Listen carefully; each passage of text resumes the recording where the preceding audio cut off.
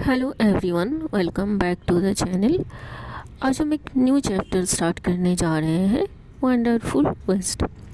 ये class 5th का second chapter है, वंडरफुल वेस्ट।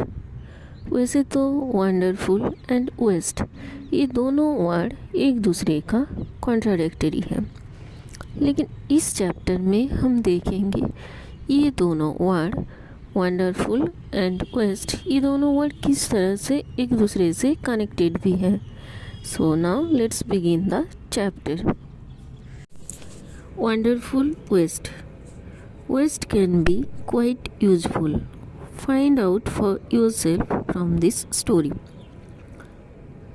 वेस्ट चीज़ें जो हैं वो काफ़ी यूजफुल है और उसे हम किस तरह से यूजफुल बना सकते हैं वो हम इस स्टोरी में जानेंगे। वेस्ट का मतलब क्या है? वेस्ट मतलब जो ट्रेस होता है या फिर जनरली जो चीज़ें आपको लगता है ये यूजफुल नहीं है।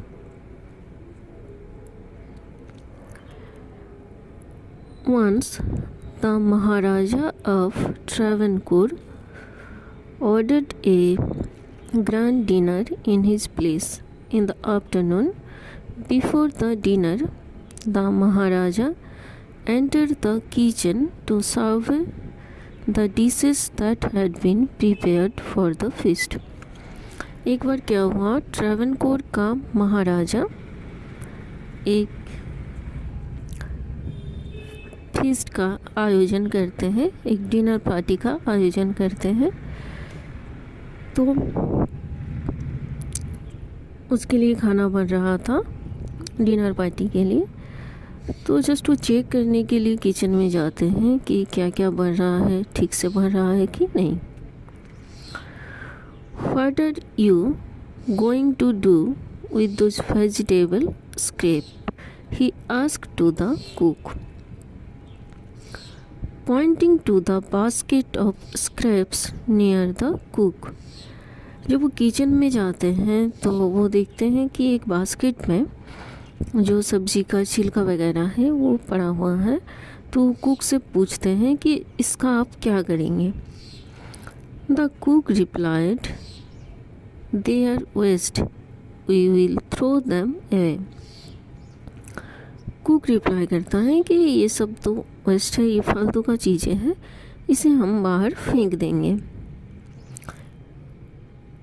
You can't waste all these bits and pieces of vegetables.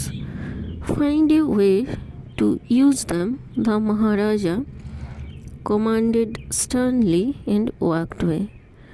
तब महाराजा कुक को बोलते हैं कि आप ये सब्जी का जो छिलका है या फिर जो भी छोटा छोटा टुकड़ा वुकड़ा बचा हुआ है जिसे आप फेंकना चाहते हैं, आप इसे मत फेंकिए, आप इसको यूज कीजिए।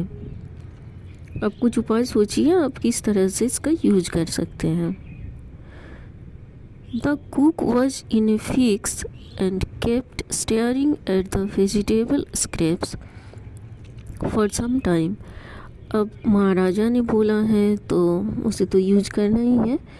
तो कुक अब सोच में पड़ जाता है, कुक खाना बनाने वाला वो सोच में पड़ जाता है कि अब इसका क्या करे, जो सब्ज़ी का छिलका वगैरह पड़ा है अब इसका क्या करे। अब वो सोच में पड़ जाता है, कुछ देर सोचते रहता है। Then suddenly an idea flashed across his mind. फिर कुछ देर सोचते सोचते उसके दिमाग में एक आइडिया आता है। He took all the vegetable bits, washed them and cleaned them well. अब जो भी सब्जी का छोटा छोटा टुकड़ा था या फिर जो भी छिलका वगैरह था जिसे वो फेंकने वाला था वो उसको अच्छे से साफ़ करता है। देन ही काट देम इनटू लॉन्ग स्ट्रिप्स। अब फिर क्या करता है, वो उसे पतले पतले लंबे आकार में काटता है। He put them in a huge pot and placed it on the fire to cook. अब एक बड़े से बर्तन को उसमें वो आग पे चढ़ाता है और उसमें सारी जो वेजिटेबल स्ट्रिप्स थे जिसे उसने काटा था वो उसे उससे कुछ बनाने के लिए वो आग पे एक बड़ा सा बर्तन देके उसको कुक करने के लिए प्रिपेयर करने लगता है। नेक्स्ट ही ground some fresh coconut, green chillies and garlic together. उसके बाद आग पे एक बर्तन पे वो सब वो पकने के लिए बैठा देता है आग पे। उसके बाद वो क्या करता है, कुछ मसाला बनाता है जिसमें क्या था, कोकोनट यानी कि नारियल और हरी मिर्च और लहसुन, ये सबको वो मिक्स, इस सब का वो पेस्ट बनाता है। He added this paste and some salt to the cooking vegetables. अब वो सब्जी का जो टुकड़ा वगैरह था वो उस पर ये पेस्ट, जो मसाला का पेस्ट बनाया उसके ऊपर दे देता है।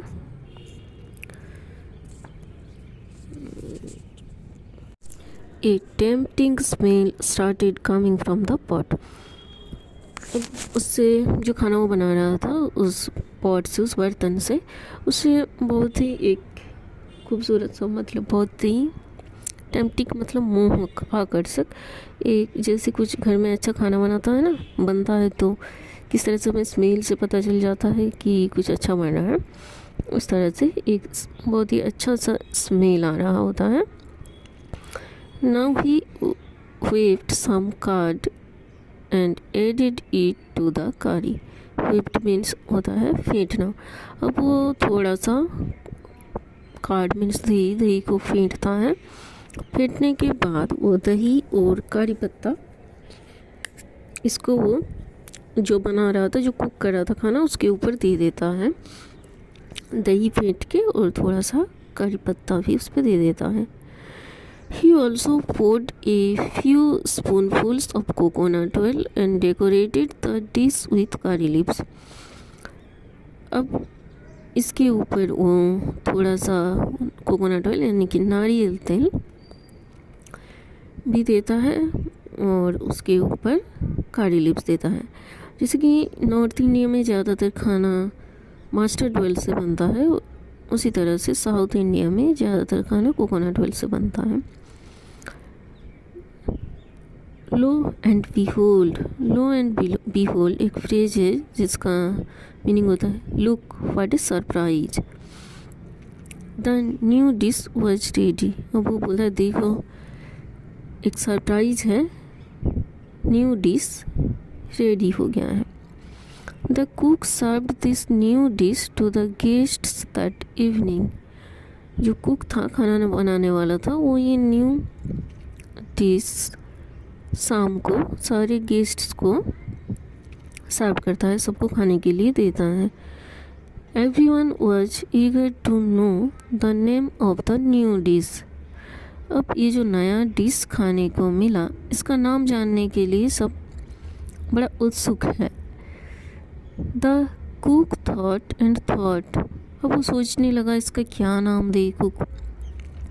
Then a name came to his mind, he named it Aviel। फिर सोचते सोच के उसके दिमाग में एक नया नाम आता है जो है अवियल। तो इस नए डिश का नाम कुक ने अवियल रखा। Aviyal became famous all over Kerala and is now one of the dishes in a traditional Kerala feast। अब ये जो नया डिश बना जिसका नाम कुक ने अवियल रखा, अब ये केरला का one of the most famous, मतलब एक काफ़ी पॉपुलर डिश बन गया है। अब कोई भी जो ट्रेडिशनल केरला फीस्ट होता है, जो भी ट्रेडिशनल पार्टी वगैरह होता है, उसमें ये डिश रहता ही है avial. And imagine it all came from a basket of waste. अब सोचिए ये जो नया डिश बना एवियल किससे बना, ये बास्केट ऑफ वेस्ट, जो सब्ज़ी का स्क्रैप था, छिलका वगैरह, टुकड़ा वगैरह जो था, जिसे कुक फेंकने वाला था, उससे ये नया डिश बना जो लोगों को काफ़ी पसंद आया। इसीलिए अब कोई भी केरला फीस्ट होता है उसमें ये डिश ज़रूर रहता है एवियल। आई होप ये चैप्टर आपको समझ में आ गया होगा। अगर कुछ डाउट है तो please write in the comment box.